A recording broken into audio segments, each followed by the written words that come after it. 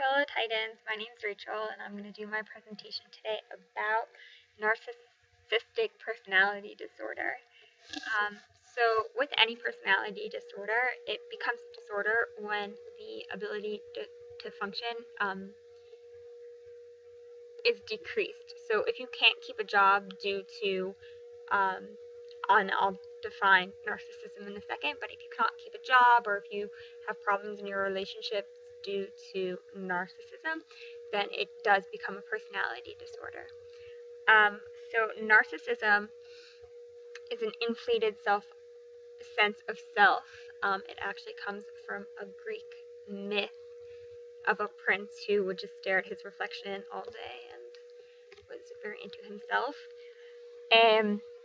So what exactly does it mean to have an inflated sense of self? Because some people think that they're actually the best, and some people might actually be the best.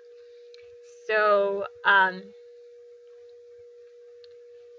narcissism it's unwarranted. So if you've seen in kids, sometimes kids are they think that they're the best at everything and things like that.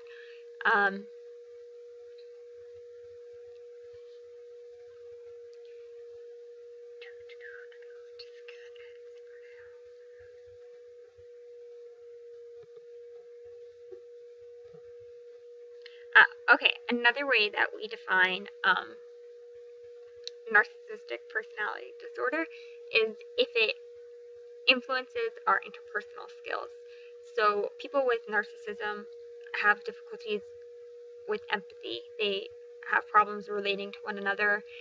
They think that they're very special, so only very special people can understand them, and that, like, why should they bother with the problems and tribulations of lower people because they're just not on their level.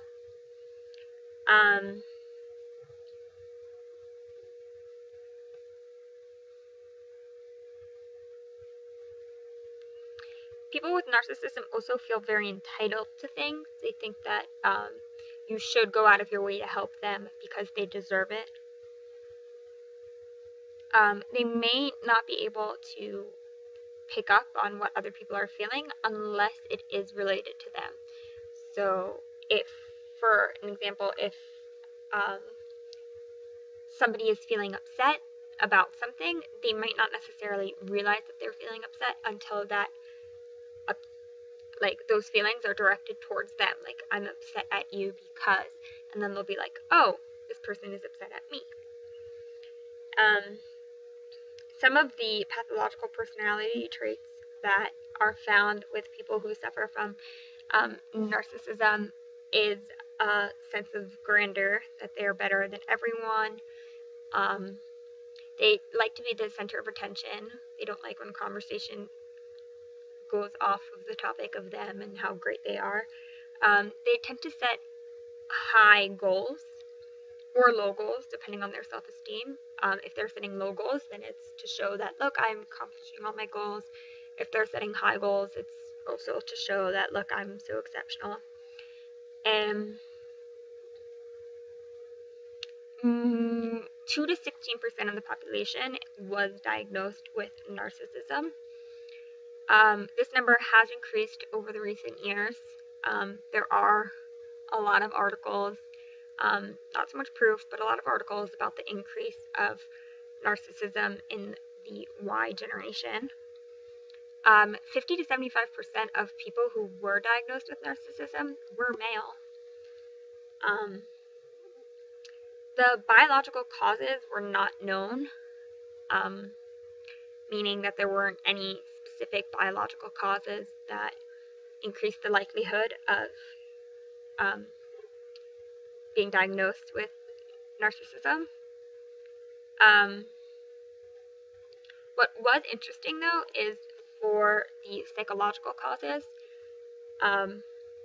parents who were diagnosed with narcissism tended to have children who were also diagnosed with narcissism, but not because of biological factors, but because of learned behavior that the child picked up in the home.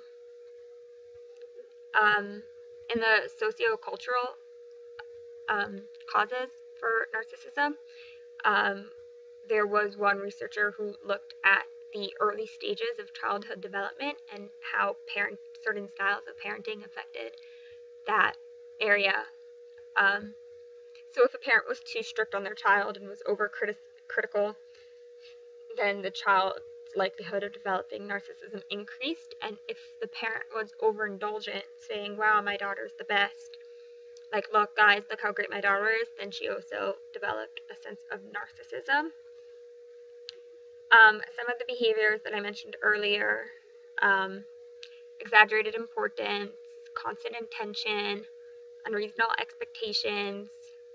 They do tend to take advantage of other people. They're not the best friends to have.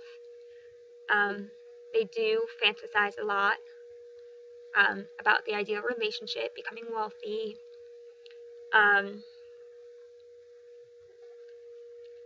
Yeah, they tend to be inconsiderate of other people and believe that other people are envious of them.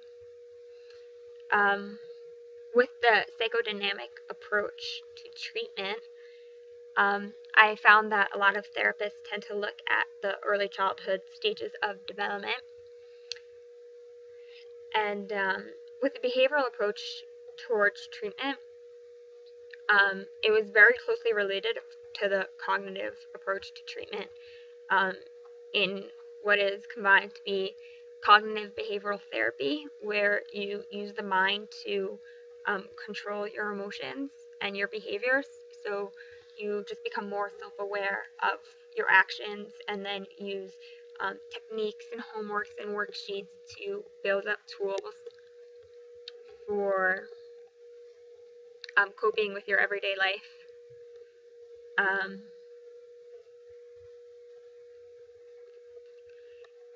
Originally, group therapy was not thought to be productive because essentially people with narcissism tend to not respond well in groups. They're not good with other people. They lack the empathy required for group therapy to be effective. But more recently, therapists have been experimenting with it and found that it was actually a very conducive environment for people with narcissism to get to test boundaries and have a safe area where they could work on practical ways to put everything that they learned in private therapy and to build trust amongst their peers. So, yeah. So drug treatment, there is no drug specifically designed for narcissism. Some psychiatrists might prescribe drugs that, like antidepressants, SSRIs, that are serotonin uptake inhibitors, which are the same thing for antidepressants. They inhibit the serotonin uptake. They might also prescribe mood stabilizers or antipsychotics.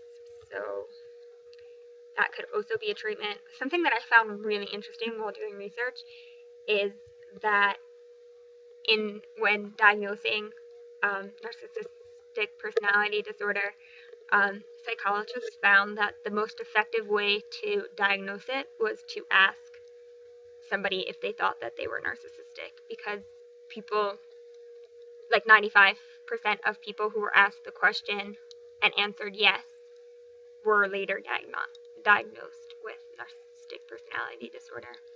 I learned a lot from this research project. There's a lot of really fun research and articles and books written on this topic. I think in the more recent years it has become more of an issue. But yeah, like I said again, you're not considered a narcissist unless it becomes a personality disorder. So there is an amount of good self-esteem to have, and a certain level of narcissism is healthy in any personality. But if you start losing your job or you can't function in interpersonal relationships, then it becomes a personality disorder. I hope you guys enjoyed my presentation and that you learned as much as I did. I look forward to watching yours.